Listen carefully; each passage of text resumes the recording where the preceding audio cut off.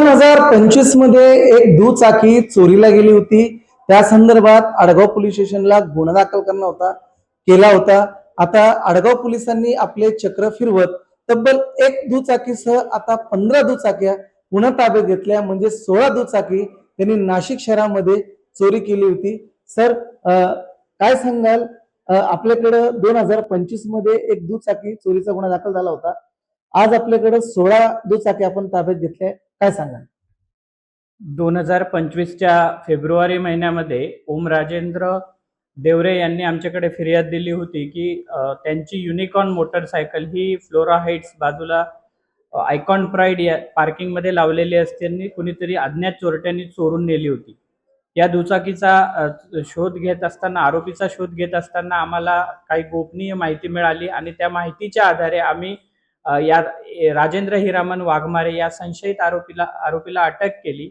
या गुन्ह्याच्या अनुषंगाने जेव्हा तपास सुरू केला तर आम्हाला या दुचाकी सोबत इतर 15 दुचाकी मिळाल्या आणि आम्ही त्या गुन्ह्याच्या तपासाच्या अनुषंगाने सर्व रिकव्हर केलेल्या आहेत, हस्तगत केलेल्या आहेत. आणि या आरोपीकडून आणखी काही दुचाकी मिळू शकतात का, या अनुषंगाने तपास सुरू आहे. सर, नेमकं ही काही टोळी आहे, किती जण ताब्यात घेतले, काय सांगाल? सध्याच्या या तपासाच्या अनुषंगाने एकच आरोपी आपल्याला आतापर्यंत मिळून आलेला आहे. गुन्ह्याच्या पुढील तपासात त्याचे कोणी सहकारी होते का, या अनुषंगाने तपास करत आहोत. सर, हा जो आरोपी आहे काय राजेंद्र वाघमारे, तर याची नेमकं टोळी आहे किंवा हा सराईत आहे, काय याचा रेकॉर्ड आहे, हा कुठला आहे, काय सांगाल? हा नाशिक ग्रामीण हद्दीमध्ये राहणारा आहे, ओझर पोलीस स्टेशनच्या हद्दीमध्ये. आणि हा दुचाकी चोरच आहे आणि सराईत आहे. याला दुचाकी हँडल लॉक तोडून म्हणा किंवा डायरेक्ट करून हा दुचाकी चोरतो. आणि या अनुषंगाने 2014ला यापूर्वी एक गुन्हा दाखल होता ग्रामीणमध्ये. तो 4 व्हीलरचा होता. यानंतर हा गुन्हा आपल्याला सापडलेला आहे. या अनुषंगाने जास्त तपास जेव्हा होईल त्यानंतर त्याचे कोणी सहकारी आहेत की नाही ते आपल्याला समजून येईल.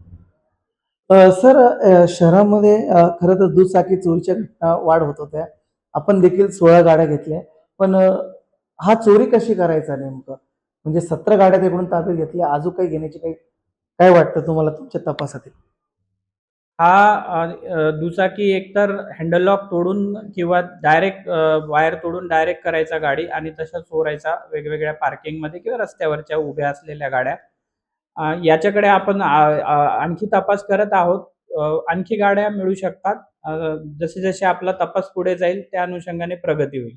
सर, काही घटना घडतायत तर त्या आरोपींचं काही शिक्षण असतं, त्यांना पैशांची गरज आहे म्हणून ते हे उद्योग करतात. याचं देखील वय 32 का 33 आहे.